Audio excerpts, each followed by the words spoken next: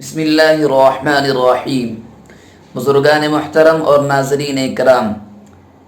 آج ہم سورہ یوسف کے چوتھے حصے میں پارٹ نمبر 4 میں آپ کے سامنے حاضر ہیں۔ جب سیدنا حضرت یوسف علی نبینا وعلیہ الصلاۃ والسلام کو ان کے بھائیوں نے والد ماجد حضرت یعقوب سے اجازت لے کے اپنے ساتھ لے کر آئے اور پلان کے ساتھ ان کو ایک ویران کنویں میں ڈال دیا، تو اس کے بعد وہ واپس رات کو اندھیرے کے وقت گھر کو واپس آئے، تو اسی کو قرآن بیان کرتا ہے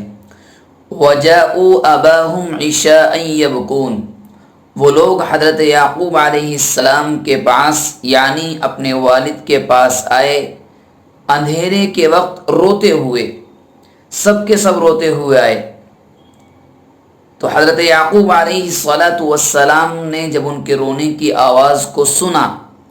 تو گھر کے دروازے پر آئے اور پوچھا کیا ہوا،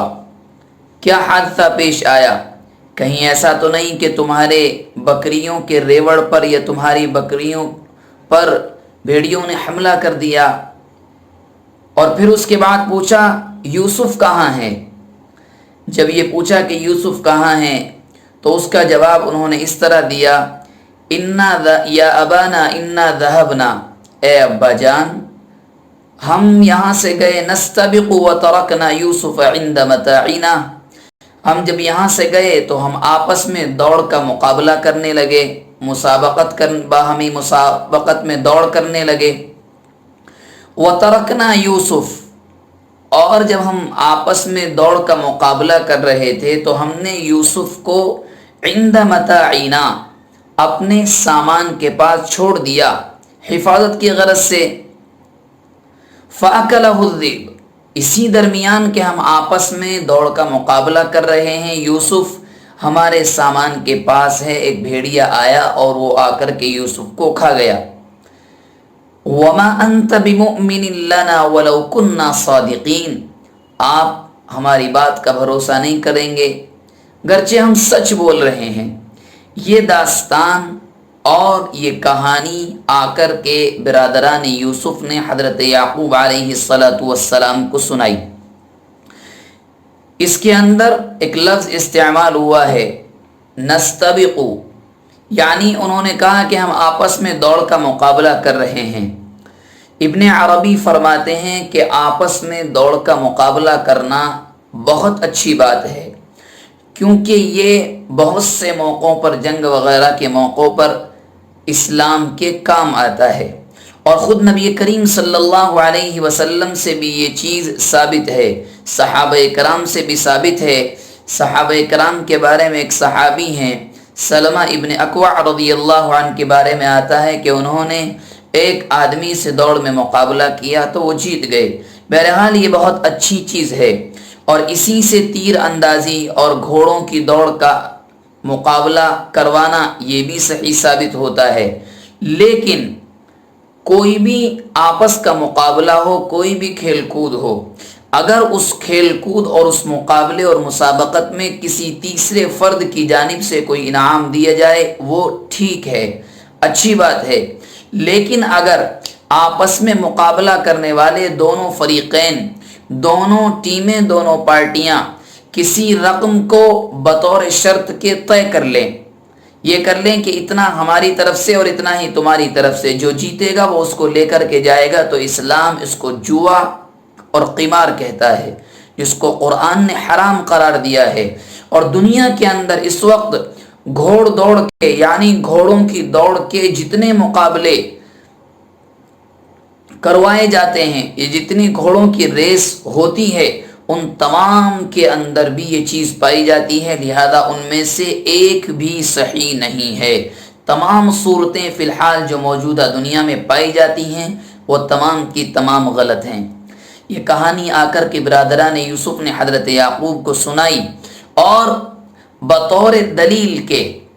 وہ لے کر کے آئے ایک قمیص کو جو خون میں رنگی ہوئی تھی۔ وَجَاءُوا عَلَىٰ قَمِيصِهِ بِدَمٍ كَذِبٍ، ایک قمیص کو لے کر کے آئے قرآن کہہ رہا ہے بدمن کذب، جھوٹے خون کے ساتھ۔ اس کے بارے میں کچھ یوں تاریخی روایات میں بیان کیا جاتا ہے کہ ایک بکری کے بچے کو انہوں نے ذبح کیا، اس کے خون سے قمیص کو رنگا، اس قمیص کو لے کر کے آئے حضرت یعقوب کے سامنے۔ جب حضرت یعقوب کے سامنے اس قمیص کو لے کر کے آئے تو حضرت یعقوب نے کہا کہ کس بھیڑیے نے یوسف کو کھایا ہے، اور کتنا عقل مند بھیڑیا تھا کہ اس نے قمیص کو تو صحیح سالم چھوڑ دیا اور یوسف کو کھا گیا۔ یہاں آ کر کے برادران یوسف یعنی حضرت یوسف کے بھائی پکڑے گئے، ان کا راز فاش ہو گیا، کیونکہ یہ سیدھی سی سمجھ میں آنے والی بات ہے، اگر کوئی خونخوار درندہ جانور حملہ کرے گا انسان کے اوپر، اس کے جسم پر تو کپڑوں کا پھٹنا لازمی ہے، جبکہ وہاں قمیص جو انہوں نے حضرت یعقوب کے سامنے بطور دلیل کے پیش کی وہ بالکل صحیح سالم قمیص یا کرتا ہے جو بھی تھا وہ بالکل صحیح سالم تھا۔ حضرت یعقوب علیہ السلام سمجھ گئے اور اس کے بعد کیا کہا، قال بل سورت لکم انفسکم امرا، معاملہ کچھ یوں ہے کہ بات تو تم اپنی جانب سے گڑھ کر لے کر آئے ہو، تمہارے اپنے نفس کی بنائی ہوئی ہے اور تم یہ بات اپنی جانب سے بنا کر لے کر آئے ہو۔ فصبر جمیل، تو صبر کرنا ہی بہتر ہے، واللہ المستعان علی ما تصفون، اور جو کہانی یا جو باتیں تم بتا رہے ہو اس پر میں صرف اللہ سے مدد چاہتا ہوں۔ مفسرین اکرام بیان فرماتے ہیں کہ حضرت یعقوب علیہ السلام نے صحیح سالم قمیص کے ذریعے سے برادران یوسف کے راز کو فاش بھی کر دیا اور اس پر بھی استدلال کیا کہ حضرت یوسف علیہ السلام کے سلسلے میں جو تم نے کہانی سنائی ہے وہ بالکل جھوٹ ہے۔ اس سے مفسرین اکرام بیان فرماتے ہیں کہ جس طرح حضرت یعقوب نے قمیص کے ذریعے سے معلوم کیا اور استدلال کیا کہ کہانی بنائی ہوئی ہے، جھوٹی ہے، گڑی ہوئی ہے، تو جو بھی قاضی یا حاکم ہو جو عدالت میں بیٹھ کر کے فیصلہ کرے اس کو دونوں فریقین کے ساتھ ساتھ حالات پر، قرائن پر بھی نظر رکھنی چاہیے کہ کیا چل رہا ہے یا جو چیزیں پیش کی جا رہی ہیں وہ کن حالات کے اندر ہیں۔ پھر دوسری بات یہاں پر ایک چیز غور کرنے کی اور ہے کہ حضرت یوسف علیہ السلام کی جو قمیص ہے یا آپ کا جو جبہ ہے یا آپ کا جو کرتا ہے، آپ اس کو جو چاہیں کہیں، جو آپ کا پیرہن ہے، بڑی عجیب و غریب چیز ہے۔ 3 موقعوں پر اس کے ذریعے سے بڑے عجیب و غریب واقعات پیش آئے ہیں۔ پہلا، جب یہ برادران یوسف اس قمیص کو لے کر کے آئے اور آ کر کے والد صاحب کے سامنے پیش کیا تو اس قمیص کے ذریعے سے ان کا جھوٹ پکڑا گیا، ان کا راز فاش ہو گیا۔ دوسرا موقع، دوسرا عجیب واقعہ، جب زلیخا نے یعنی عزیز مصر کی بیوی نے حضرت یوسف کے پاک دامن کو گندا کرنا چاہا اور ان پر ایک گندا الزام لگایا، اس موقع پر بھی اس کرتے کی گواہی کام آئی۔ اور تیسرا موقع کہ حضرت یعقوب علیہ السلام کی بینائی جو حضرت یوسف کی جدائی میں چلی گئی تھی وہ بھی پیرہن یوسف یعنی حضرت یوسف کی قمیص کی بنیاد پر واپس آئی۔ یہ بڑے عجائب روزگار میں سے ہے۔ پھر تیسری چیز، حضرت یعقوب علیہ السلام نے یہاں پر فرمایا بل سولت لکم انفسکم امرا، اور ایک جگہ اور جب بعد میں داستان آگے بڑھے گی اور آپ کے سامنے آئے گا کہ بنیامین کو چوری کے الزام کی بنیاد پر مصر کا بادشاہ اپنے پاس رکھ لیتا ہے، اس موقع پر بھی یہی الفاظ استعمال فرمائے سولت لکم انفسکم امرا،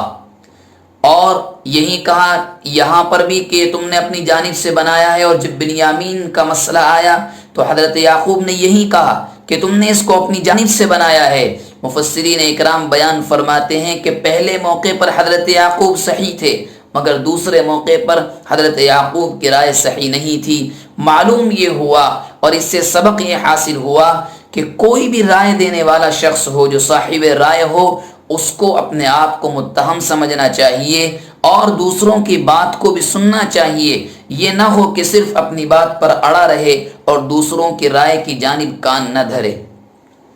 اس کے بعد قرآن کا بیان ہے وجاءت سیارۃ فارسلوا واردہم فادلی دلوہ،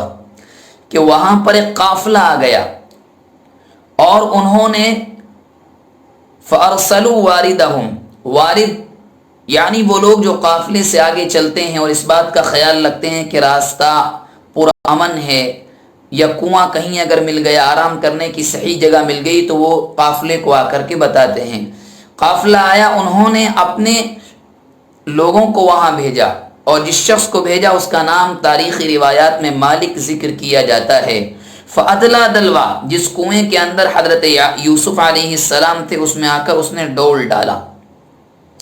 ڈول ڈالنے کے بعد پانی کی جگہ نکل کر حضرت یوسف علیہ السلام آئے۔ جب آئے تو اس کی زبان سے نکلا یا بشرا ھذا غلام، ہائے یہ بچہ، خوشخبری ہو ایک بچہ نکل کر کے آیا ہے۔ اور روایات کے اندر آتا ہے، تاریخی روایات میں، کہ وہ دیکھتا رہ گیا، اتنا خوبصورت بچہ۔ اور حضرت یوسف علیہ السلام بہت خوبصورت تھے۔ نبی کریم صلی اللہ علیہ وسلم کی مسلم شریف کے اندر حدیث شریف ہے، آپ نے ارشاد فرمایا کہ سفر معراج میں میری ملاقات یوسف سے ہوئی تھی، اور حضرت یوسف علیہ السلام کے حسن کے بارے میں آپ صلی اللہ علیہ وسلم نے فرمایا کہ دنیا کا آدھا حسن ایک طرف اور حسن یوسف ایک جانب ہے۔ اتنے خوبصورت حضرت یوسف علیہ السلام تھے۔ جب اس کو دیکھا تو قرآن کہتا ہے وَأَسَرُّوهُ بِضَاعَةً، ایک ترجمہ تو یہ ہے کہ قافلے والوں نے حضرت یوسف کو چھپا لیا سامان تجارت بنا کر، یعنی اور ایک مطلب یہ بھی بیان کیا جاتا ہے کہ جب حضرت یوسف علیہ السلام کو ان کے بھائی کنویں میں ڈال کر چلے گئے تو 2 یا 3 دن تک ان کے بڑے بھائی یہودا روزانہ کھانا لے کر آتے، ڈول کے اندر رکھ کر کے کھانا لٹکاتے، حضرت یوسف کھا لیتے، واپس چلے جاتے۔ تیسرے دن جب وہ کنویں پر آئے تو حضرت یوسف وہاں موجود نہیں تھے۔ تلاش کیا تو معلوم ہوا قافلے والوں کے پاس ہیں۔ بھائیوں کو جا کر کے پورے واقعے کی اطلاع دی کہ قافلے والوں نے یوسف کو کنویں سے نکال لیا ہے۔ تمام بھائی نکل کر کے آئے اور قافلے والوں کے پاس آ کر کے جب تلاش کرنے کے بعد حضرت یوسف علیہ السلام مل گئے تو وہاں اس موقع پر ان کا سودا کر لیا۔ ترجمہ پھر اس طریقے پر کرنا پڑے گا کہ حضرت یوسف کے بھائیوں ہی نے حضرت یوسف کو چھپا کر بطور تجارت کے رکھ لیا تھا اور اس کے بعد قافلے والوں سے سودا کر لیا تھا۔ وَأَسَرُّوهُ بِضَاعَةً وَاللَّهُ عَلِيمٌ بِمَا يَعْمَلُونَ، اور یہ جو کچھ بھی کر رہے تھے، جو کچھ بھی یہ معاملہ یہاں پر چل رہا تھا، اللہ اس کے بارے میں فرماتے ہیں کہ ہم ہر ایک چیز سے باخبر تھے۔ جو کچھ یہ کر رہے تھے، انہوں نے پورا پلان کیا، کنویں کے اندر ڈالا، اس کے بعد قافلے والوں کے ہاتھ بیچ بھی دیا، ان تمام واقعات سے ہم واقف ہیں۔ اور اس یہاں پر آ کر کے مفسرین بیان فرماتے ہیں کہ اس میں اللہ کے رسول کو بھی ایک اشارہ ہے کہ مشرکین مکہ، یہ یہودی جنہوں نے آپ سے آ کر کے سوال کیا ہے، پورا واقعہ بھی سن لیا ہے، یا جو آپ کی دعوت پر لبیک نہیں کہہ رہے ہیں، جو آپ کے ساتھ سازشیں کر رہے ہیں آپ کے خلاف، ہم ہر ایک سے واقف ہیں۔ اس کے بعد قرآن کہتا ہے وَشَرَوْهُ بِثَمَنٍ بَخْسٍ دَرَاهِمَ مَعْدُودَةٍ، اور ان لوگوں نے حضرت یوسف علیہ السلام کو چند دراہم کے بدلے میں فروخت کر دیا۔ بِثَمَنٍ بَخْسٍ دَرَاهِمَ مَعْدُودَةٍ، عرب تجار کی پہلی روایات کے اندر یہ تھا کہ 40 سے زیادہ درہم کی اگر کوئی چیز ہوتی تو اس کو تول کر اس کا معاملہ کیا کرتے تھے، اگر 40 درہم سے کم ہوتی تو گنتی کے ساتھ کرتے تھے۔ چند گنے چنے معدودہ کا جو لفظ استعمال ہوا ہے قرآن کے اندر، معلوم یہ ہوا اس سے کہ دراہم 40 سے نیچے تھے۔ حضرت عبداللہ ابن مسعود رضی اللہ عنہ کی ایک روایت ہے جس کے مطابق صرف